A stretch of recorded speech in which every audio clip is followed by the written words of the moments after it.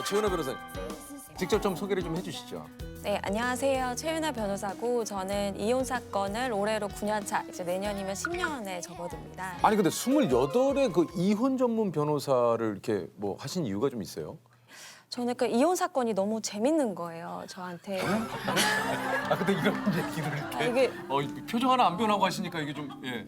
정말 다른 사람 인생에 제가 되게 깊게 들어가잖아요. 네. 저한테만 막 그런 비밀 얘기들을 이런 해주는 걸 제가 약간 특권이 있는 것처럼 그런 느낌이 들고 제가 공부한 것들로 더 빨리 이제 이혼을 잘 시켜드려서 더 나아지게끔 해드릴 수 있다는 게 정말 재밌더라고요. 사실 의뢰인 입장에서는 빠른 시간 안에 네. 잘 이혼이 되면 네. 그걸 바라고 찾아오시는 거니까. 그렇죠. 아니 그 지금까지 맡은 이혼 변호가 한 한 1,600, 700건 요 정도 되지 않을까 싶어요. 이 이혼도 승소, 패소 뭐 이런 게 있어요? 승패라고 하기보다는 약간 정산에 더 가깝긴 하지만 이제 뭐 외도나 폭행이 있어서 그거에 대한 위자료 청구를 한다거나 그게 인정이 되면 뭐 승소라고 할 수 있는 거고 인정이 안 되면 패소라고 할 수 있는 거고 재산 분할도 좀 내가 더 많이 가져갔다 그럼 승소라고들 생각을 하시더라고요.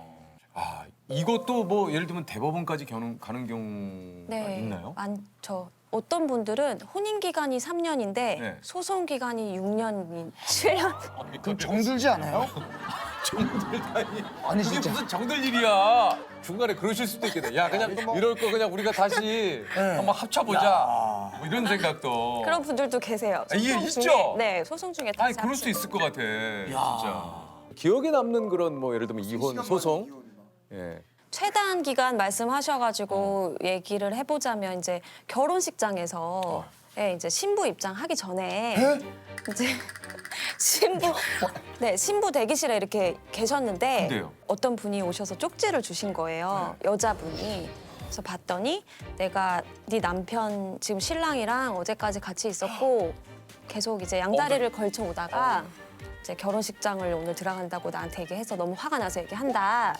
그래가지고 그분이 이제 실제로 그 정말 메이크업 다 하고 웨딩 옷 입고 막 다 하셨는데 신부 입장 하기 직전에 저한테 오신 분이 계셨어요. 혼인 신고를 미리 하신 거네요. 그러니까 아니요, 혼인신고는 안 하셨는데 이제 사실혼 해소 소송이라고 이제 이혼이랑 비슷해요. 그래서 혼인신고 하기 전이지만 그래도 결혼하신 분들, 결혼식 하신 분들. 야, 근데 어떻게 보면 한편으로는 결혼식 입장하기 전에 그렇게 오신 게 한편으로는 진짜 다행일 수도 있어요. 지금은 드라마가 종영을 했지만 한동안 이제 사랑과 전쟁이 네네네. 저 진짜!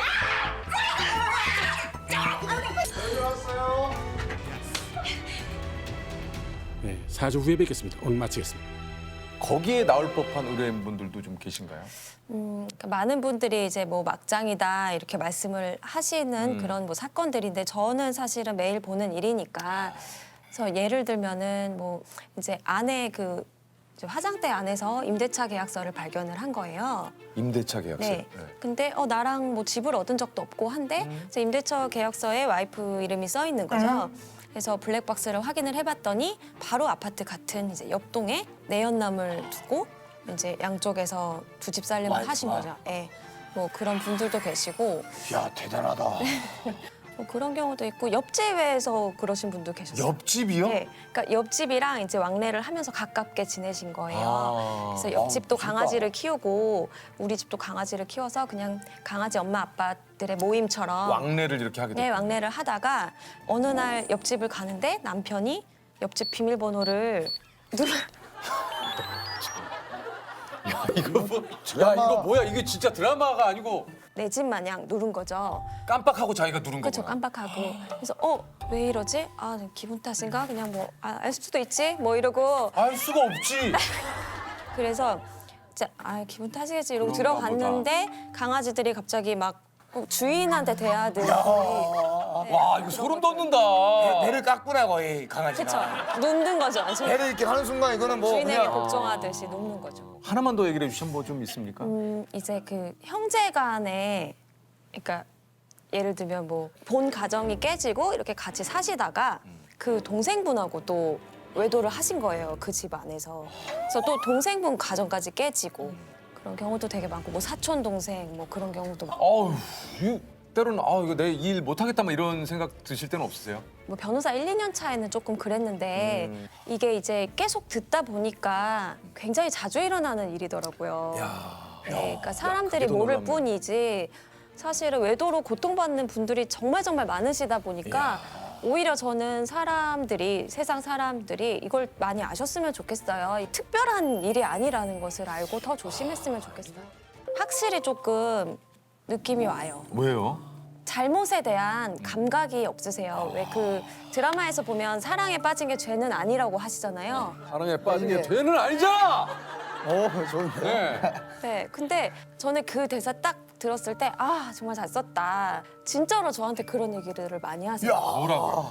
교통사고처럼 일어난 일이고 이거 내가 컨트롤할 수 있는 일이 아니고 이런 일이 벌어졌는데 나보고 어쩌라는 거냐. 사랑이 죄는 아니지 않냐. 야, 그러니까 그럼 이게 그럴 때도 변호사님은 감정에 이렇게 요동 없이 딱 그거를 처리를 하셔야 되잖아요. 네, 저는 이제 의뢰인 분이 이제 내연 관계에 계신 분도 계시고 피해자분도 계시고 하잖아요. 그러니까 이게- 저는 사실은 이태호 드라마 속에서 예를 들면 이태호 쪽을 대리해야 될 때도 있거든요.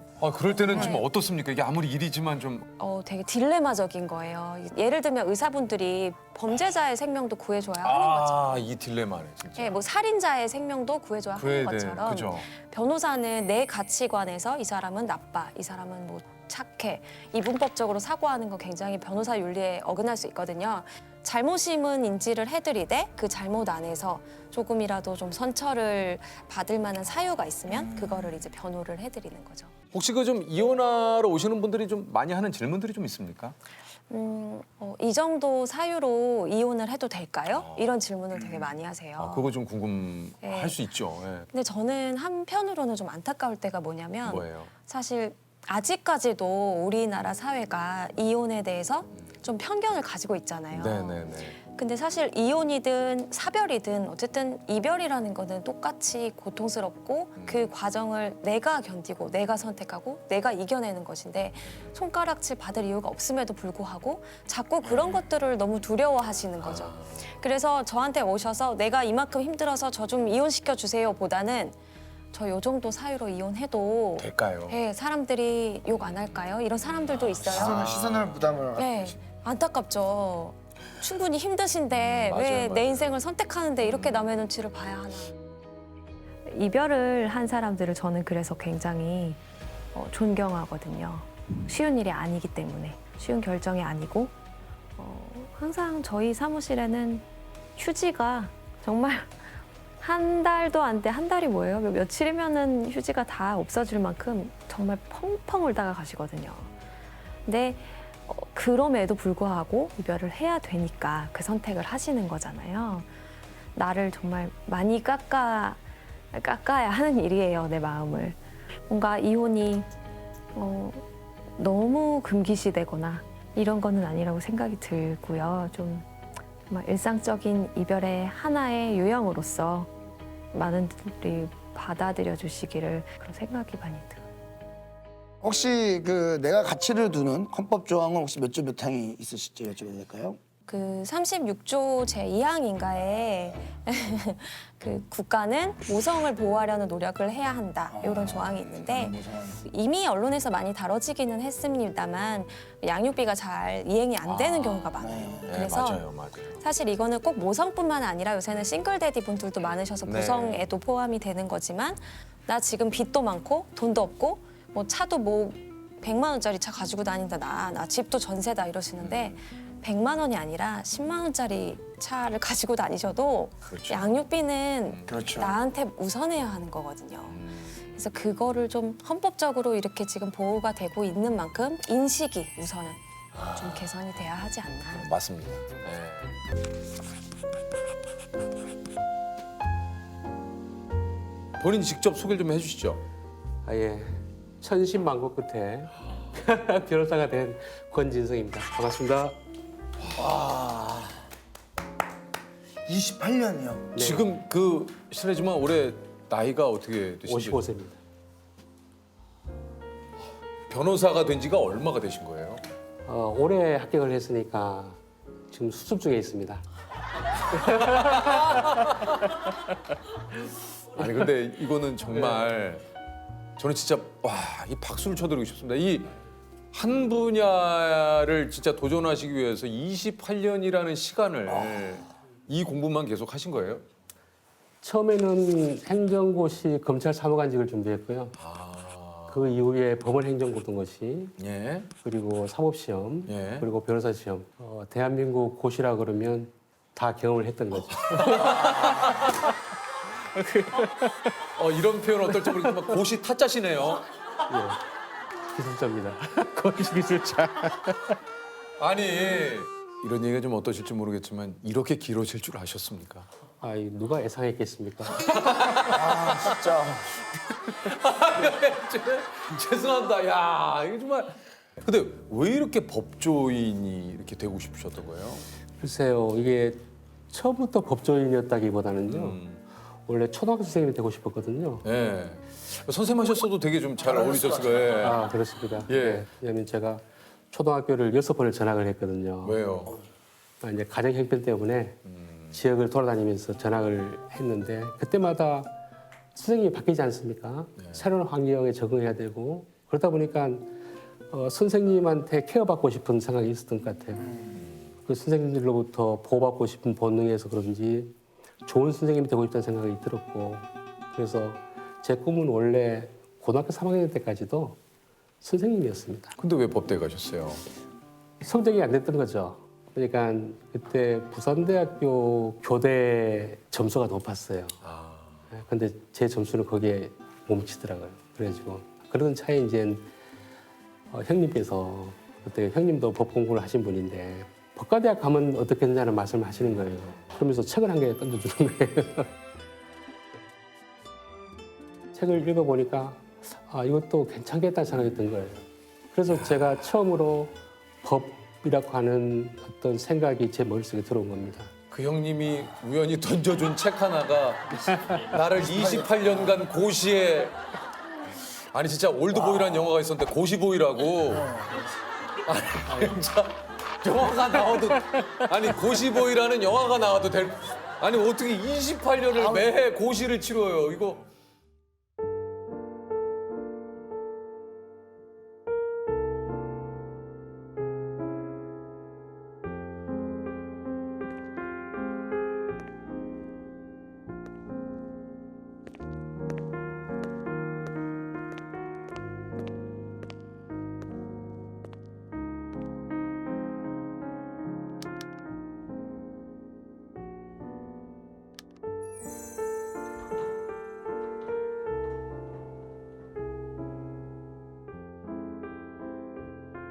이게 그 변호사 합격 소식을 들었을 때 경비 일을 하고 계셨군요. 네네. 그때 로스쿨을 다니면서 장학금을 계속 받고 다녔어요. 그래서 학비와 관련해서는 걱정을 안 했는데 그 생계비를 벌어서 가족들을 먹여 살려야 되기 때문에 야간 경비를 서고 주간에 이제 수업을 듣고 그 공강 시간에 휴식을 취하고 이런 식으로 해서 두 가지 일을 병행할 수가 있었습니다. 야 근데 아파트 입주민 분들께서도 정말 축하해 주셨을 것 같아요. 제가 변호사 시험 쳤다는 이야기도 안 했고요. 그냥 조용히 나왔기 때문에. 야 그리고 이거 방송 보시면 저 선생님 우리 경비 일을 하셨었는데 와. 야 근데 변호사가 되셨습니다. 변호사로 첫 출근을 하시던 날이 좀 기억이 나십니까? 그럼요. 일단 내가 직장을 다니는구나 하는 생각. 28년 동안 취업 준비생이었는데 이제 내가 취업을 했구나 하는 생각. 그리고 변호사 사무실 문을 열고 딱 들어가면서 이제 내 새로운 제2의 막이 열리는구나 하는 그런 생각. 또 새로운 꿈을 꾸기 시작하는 거죠. 지금 올해 55이 되셔서 이렇게 변호사, 진짜 새내기 변호사 아닙니까? 야, 저는 한편으로 진짜 많은 생각이 들어요. 좀 뭐 늘상 우리가 뭐 늦는 때라는 건 없다. 네가 마음먹은 그때가 시작하면 된다라고 했지만 사실 인생을 살아보면서 그런 게 그렇게 와닿는 때가 많진 않아요. 오히려 명수 형이 그 뭐 늦는다고 생각하는 때는 진짜 늦었다. 이런 말이 더 현실적으로 좀 와닿지. Too many ups and downs, and it goes around. Just spin my head till I'm hitting the ground. Can I reply? I thought that I might be strong. Thought that I might. 재석이 형이 오늘 6시 반? 제 6시 조금 넘어서 일어났어요. 좀 비하면 늦잠 자신 거잖아. 저 늦죠. 무조건 회사에 늦는 거죠. 늦는 거예요. 아니 그럼 새벽에 일찍 일어나서 어떤 시간을 좀 보내세요? 이제 다양한 시간을 보내는데 저 같은 경우는 이제 직장인이다 보니까 네. 저만의 시간이 많이 없어요. 그래서 새벽에 이제 책도 읽고 음악도 듣고 따뜻한 차도 마시고 좀 여유롭게 시간을 보내는 게 제일 많고요. 그리고 뭐 요즘 편집도 하고 책도 쓰고. 아니 근데 주변 사람들이 이렇게 일찍 일어난다면 뭐라고 좀 많이 얘기를 하세요? 너가 지금 오전에 하는 걸 오후에 하면 되지 않아? 굳이 일찍 일어나서 할 필요 있어? 그러고 그럼 뭐라고 얘기를 하세요? 그럼 이제 오후에는 너무 재밌는 프로그램도 많고 연락도 자주 오고 제가 생각했던 거를 오후에 못하는 경우가 많더라고요. 그래서 새벽 시간이 하면은 방해가 없으니까. 그 친구도 웬만해서 오전에 아침 일찍 몇 시에? 8시.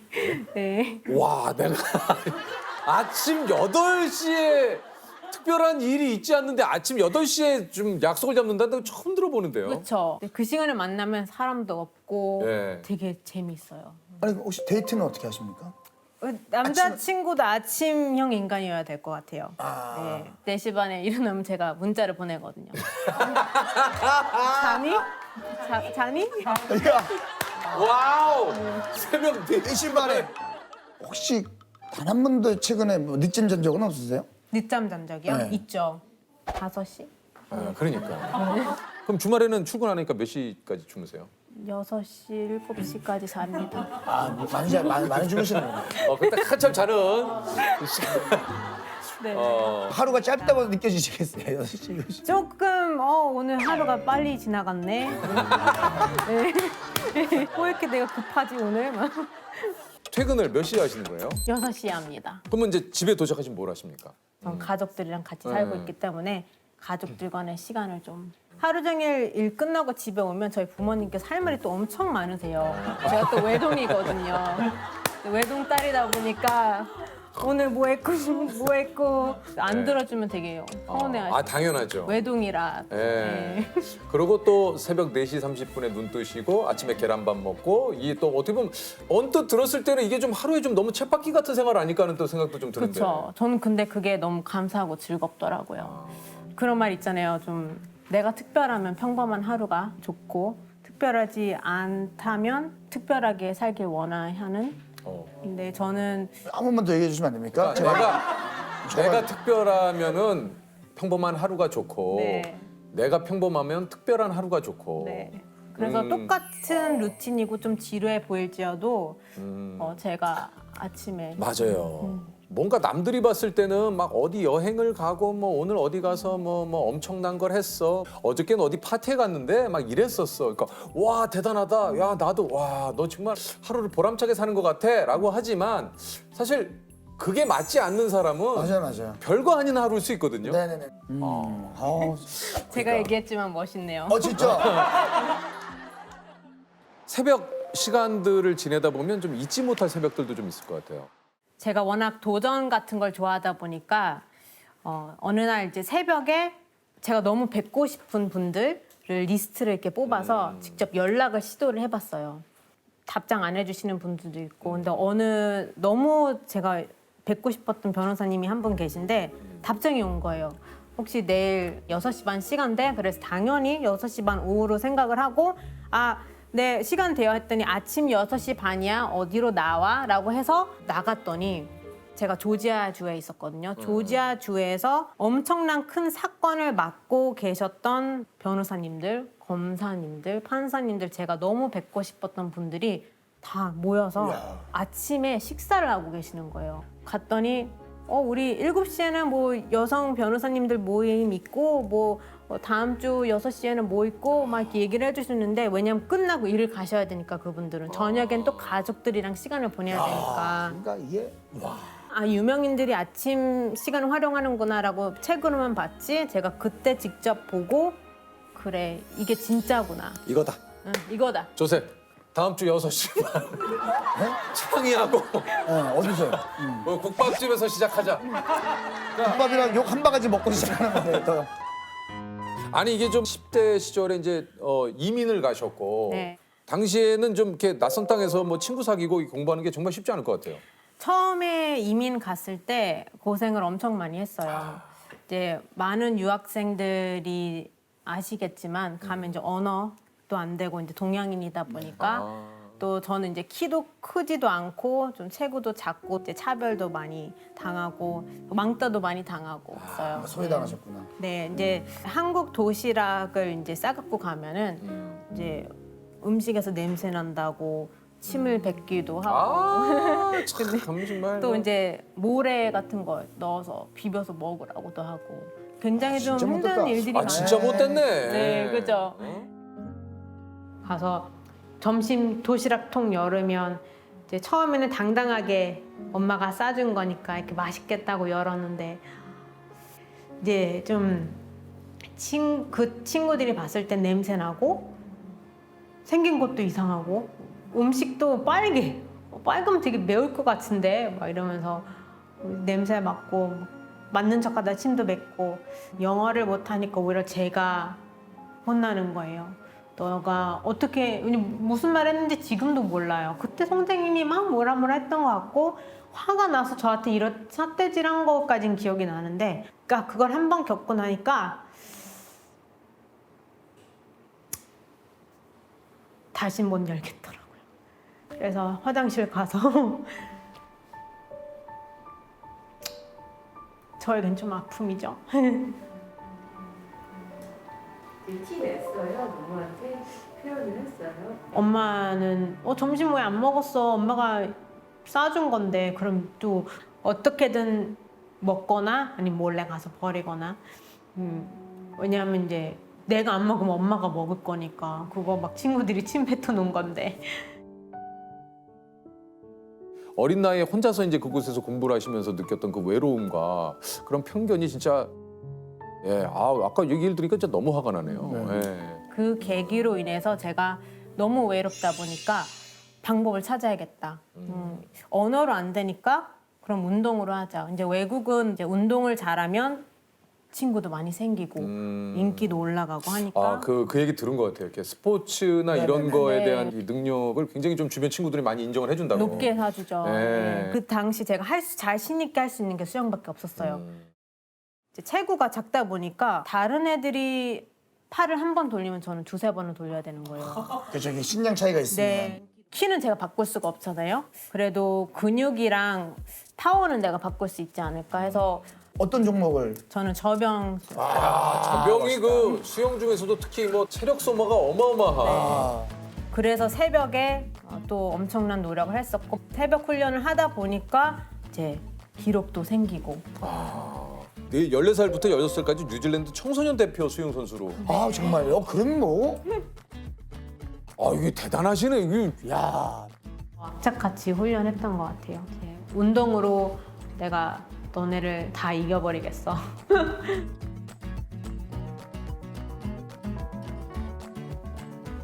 아니 근데 이제 잠깐 사실 오늘 뭐 이제 하루 일과에 대한 이야기를 하면서 야 하루를 정말 바쁘게 사시는 분이구나라고 좀 아까는 생각을 했는데 지금 얘기를 듣다 보니까 정말 홀로 그 좀 먼 타지에 가가지고 공부를 하시면서 어떻게 보면은 계속해서 뭔가 스스로 어떤 이런 장벽들을 넘어서기 위해서 때로는 그거를 깨내기 위해서 혼자 무지하게 노력을 하신 분인 거예요.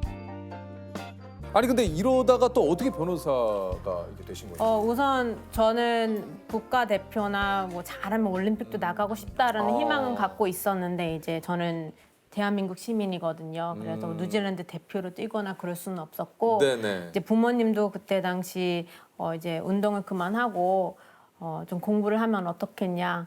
그래서 이제 공부 쪽으로 바꿨는데 많은 고등학생, 대학생 분들이 그렇듯 제가 뭘 하고 싶었는지 몰랐어요. 이제 제가 대학교 가서도 전공을 한 두세 번 바꾸면서까지도 제가 뭘 하고 싶은지 몰랐다가 마지막으로 선택한 게 이제 범죄학, 범죄 심리학인데 법조인이 돼서 우리나라 사람들을 좀 대변할 수 있는 그런 멋진 변호사가 되고 싶다라고 생각해서 이제 로스쿨을 준비하고 하게 됐죠.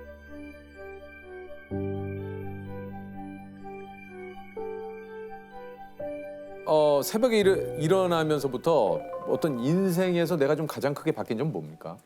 힘들 때마다 생각해 보면 어렸을 때부터 지금까지 제일 힘들고 좀 어두웠을 때 새벽 기상이 저를 다시 잡아줬었어요. 제 10대 때는 이제 운동으로 좀 제 자신을 찾았고 20대 때는 공부하는 시간을 찾았고 30대가 돼서는 직장 생활에 쩌들어 있기보다는 저만의 시간을 통해서 저 자신을 찾았고 근데 아마 오늘 방송 보셔 자기님들이 많이들 도전해 보실 것 같긴 해요. 우리 저 변호사님은 진짜 열심히 사시는 것 같아요. 아유. 근데 우리 저 변호사님 입장에서는 이게 사실 이건 그냥 내가 좋아서 하는 일이기 때문에 좋으니까 하는 거죠. 네, 너무 즐겁습니다. 예, 내가 그때 눈이 떠져서 내 시간을 갖는 게 너무 행복하다. 네, 맞습니다. 어.